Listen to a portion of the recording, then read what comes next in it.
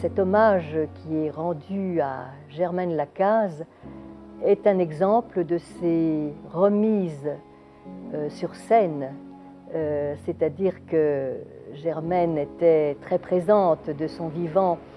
Sa vie est longue, presque centenaire, donc elle a été vraiment une des figures emblématiques du courant figuratif pendant tout le XXe siècle, enfin depuis ses débuts, on va dire depuis les années 30, 35, jusqu'à ce qu'elle disparaisse en 94.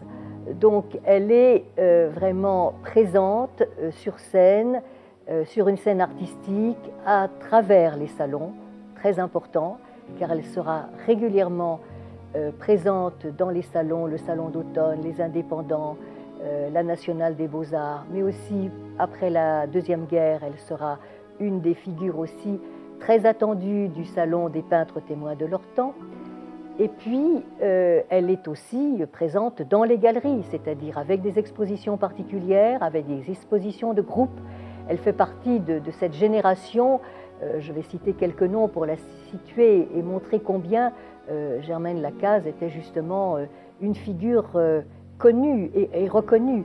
Elle est contemporaine et elle est, on peut dire, une amie, un confrère de André Hambourg, d'Yves Braillère, de Renner, de Despierres, de Carzou, toute cette génération qui a été rivée vraiment à la figuration, qui n'a jamais été tentée d'aller voir un petit peu comment une certaine abstraction ou un art informel pouvait modifier leur expression ou leur univers pictural et formel.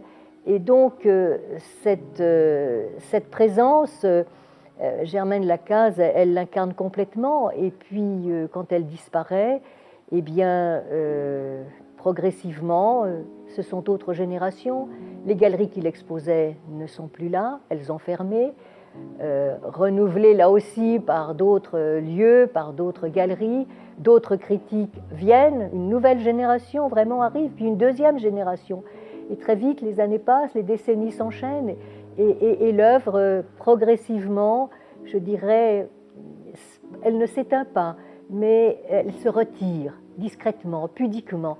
Et ça, c'est très dommageable. Alors, le rôle et l'intérêt, la passion qui doit animer, qui anime, et qui m'anime d'ailleurs, qui anime l'historien de l'art, c'est d'aller justement à la recherche de ces artistes qui sont de très beaux artistes et qui constituent vraiment l'histoire de la peinture française figurative du XXe siècle et surtout de la deuxième moitié du XXe siècle.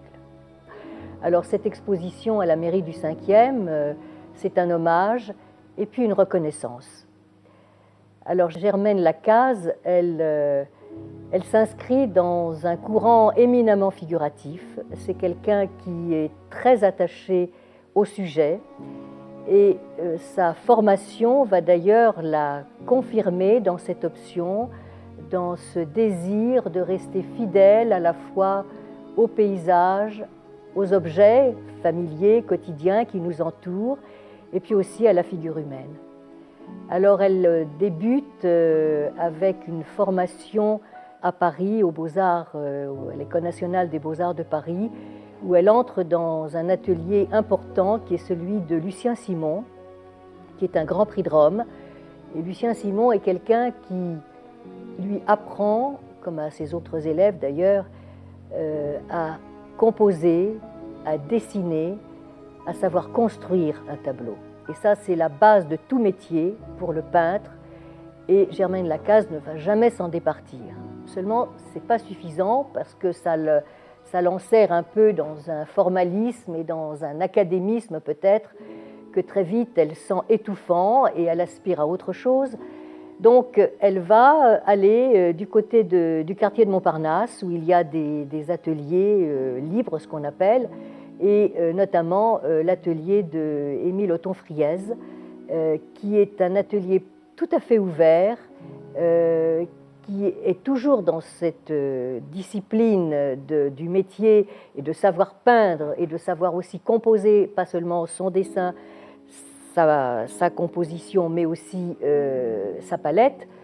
Et Othon-Friez, c'est un des fauves, avec Derain, avec Vlaminck, avec Matisse, en 1905-1906, c'est l'éclatement de la couleur.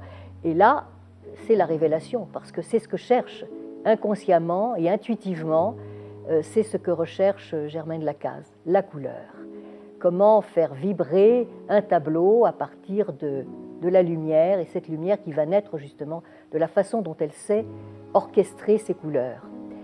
Donc ça, c'est un moment important pour elle. D'ailleurs, elle se rapproche de Friez, qui sent en elle certainement des dispositions et qui va l'encourager. Et très vite, sa palette va s'éclaircir d'une palette sombre avec des tons assez froids, assez austères. Elle va en quelque sorte réveiller cette palette par une luminosité, par des couleurs, par des complémentaires, par des demi-tons. Et tout ça, progressivement, ce sont des acquisitions qui vont faire qu'elle va se trouver son langage, très vite. Les sujets familiers, ce sont les siens, c'est ce qui l'entoure. Donc c'est la simplicité. Mais dans cette simplicité, elle y voit toujours la beauté. La beauté qui va venir d'un éclairage particulier et toujours changeant sur son sujet. Les saisons qui vont aussi modifier l'appréhension plastique de sa composition.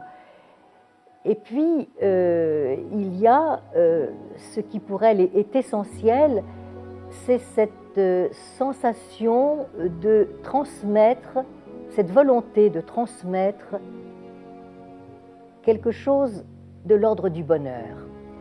Alors, ce qui est intéressant, c'est de constater qu'au fond, cette peinture de Germaine Lacaze aurait très bien pu figurer et participer aux expositions d'un groupe que l'on a appelé les peintres de la réalité poétique. Il y a deux termes, la réalité, ce que l'on voit, ce qui nous entoure, et puis la poésie.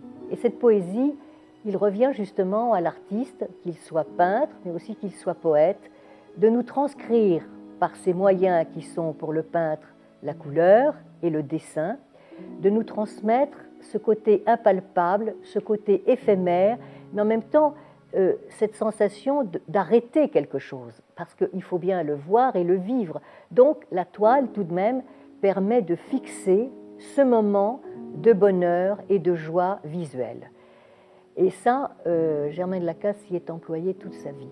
Et surtout quand elle va commencer à être régulièrement dans sa maison de campagne à Villeneuve-le-Comte, où là, effectivement, alors c'est la floraison, c'est la végétation, c'est les fleurs des massifs, des arbres, et tout ça va nourrir tout un chapitre, je dirais vraiment, un chapitre de l'art de vivre. Voilà. À la fois cette mélancolie, mais qui n'est jamais une mélancolie triste, c'est toujours une mélancolie qui est savoureuse, qui garde des subtilités de frémissements, de joie à peine exprimées, mais qui sont là et qui doivent nous montrer que cette vie, elle est magnifique. Une vie un peu édénique, si vous voulez. Au fond, c'est ça. Elle recherche la beauté et elle recherche ce paysage peut-être perdu, mais qu'elle retrouve et qu'elle sait retrouver dans son environnement, et surtout donc dans ce jardin de Villeneuve, où elle sait qu'il y a une Arcadie qu'elle peut ressusciter. Un petit peu, vous voyez, dans ce qu'était l'Arcadie de Bonnard, cette espèce de flamboyance, cette espèce de générosité aussi au niveau, alors ça, cette générosité, c'est au niveau de la pâte, de la matière, parce qu'elle travaille, c'est quelqu'un qui aime la matière et qui aime la travailler, donc qui la reprend, qui la nourrit avec des pigments de façon à faire monter des vibrations de lumière, et puis voilà, c'est une peinture vivante, une peinture qui frémit. Ça, c'est les nourritures terrestres, au fond. Moi, je pense souvent à ça. Quand je vois ces compositions, ces tables desservies, ces fins de déjeuner ou ces goûters qui se préparent, personne n'entre dans la toile. Il n'y a que ces fruits, que ces objets simples et familiers, encore une fois, mais nous sommes dans quelque chose de très apaisé, de très serein, et un désir de partage, un désir de partager vraiment cette joie, ce bonheur de vivre.